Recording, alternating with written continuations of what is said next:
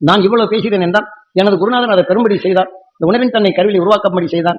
20 வருடம் அனுபவத்தை கொண்டு வந்தார். அதன் வழி தெரிந்து கொண்டப்பன் இந்த இயற்கை உண்மையிலே காற்றில் எவ்வளவு படர்ந்திருக்கின்றது, அதை நுகர்ந்த உணர்வுகள் எப்படி மாறுகின்றது, அதிலிருந்து மனிதன் எப்படி மீள வேண்டும் என்பதற்குத்தான் பல இன்னல்களை என்னை சந்திக்கும்படி காட்டுக்குள்ள போகத்தாரு. ரோட்ல போனா சும்மா ரோட்ல போனா நாய்க்கு துரத்திட்டு வருங்க, நாய் துரத்திட்டு வரும். இப்ப சக்தி கொடுத்துருப்பாரு. என்ன சக்தி?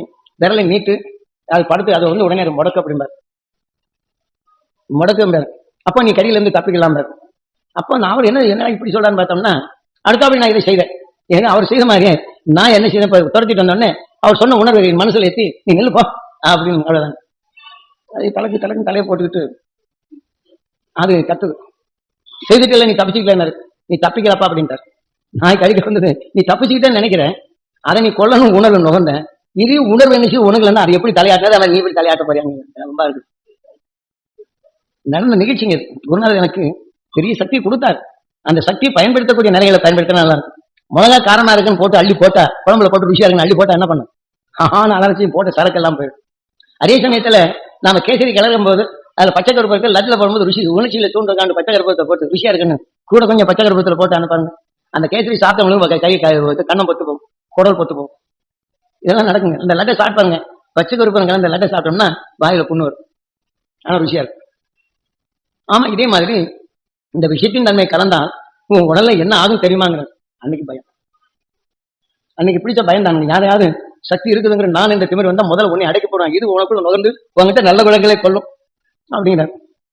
சக்தி விட்டோம். இதை மாதிரி சில பேர் சாமி என்ன ஒன்றும் செய்ய மாட்டார் போடுங்க நினைச்சு திட்டிட்டு இருந்தாலும் அது நீங்க எதை என்றீங்களோ அதுதான் உங்களுக்கு விளையுது. அவங்க நல்ல புத்தி ஆகும்போது எனக்கு விளையுது. சில பேர் என்ன சாமி எவ்வளவு சக்தி இருக்கிறாரு, எல்லாத்துக்கும் நல்லது இல்லைங்க, எல்லாரும் எவ்வளவு தூரம் திட்டி இருக்காரு பார்த்துக்கிட்டு இருக்காரு அப்படின்னு நினைச்சாங்கன்னா நம்ம கெடுதலுக்கு அல்ல, அவன் மனசு அவங்க உணர்வு நம்மை பாதிச்சிடக்கூடாது. அவனுக்கு நல்ல புத்தி வரும் தான் நான் நினைக்கிறேன்.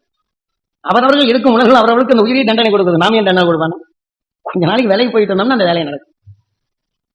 அதிகமாக மேல் நினைச்சது வெள்ளம் வருதுன்னா இந்த வீட்டை அடிச்சிட்டு போகணும்னா தடை போட்டு இந்த பக்கம் மறிச்சு இந்த பக்கம் அனுப்பிவிடலாம், கடையை போட்டுக்கணும். அதுக்காண்டு விட்டா போட்டு தண்ணி வந்து போனா போய் தண்ணி விட்டா கட்டடவே பேத்துட்டு. இதே போல ஒரு உணர்வின் தன்மை நம்மளுக்கு பாதிக்குது என்றால் இந்த உணர்வின் தன்மை நம்ம மோதாதபடி திசை திருப்பி விட்டுரும். இதெல்லாம் இத்தனை பழக்கம் வாங்கியிருக்கு. என்ன செய்யறாங்க? விஞ்ஞான அறிவு கொண்டு என்ன திடீர்னு குளம் நிறைஞ்சிருச்சு, அதை அடைக்கணும்னா மண்ணை போட்டு அனுப்பிச்சு கரைச்சிட்டே போயிடும்.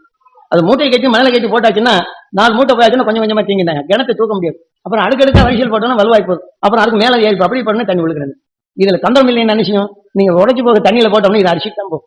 அதுக்கு விஞ்ஞானி கற்றுக்கொண்ட உணர்வு கொண்டு அதை செய்யணும். இதைத்தான் நம்ம மெய்ஞானி நம்ம குருநாதர். ஒருத்தன் வேதனைப்படுகிறான் இந்த உணர்வு தன்மை சக்தி இருந்தாலும் இதை கொண்டு அடித்தால் என்ன செய்யும்? உன்னுடைய நிலைகள் எதுவும் இதெல்லாம் சிதைந்து வரும். நீ என்ன செய்ய போற?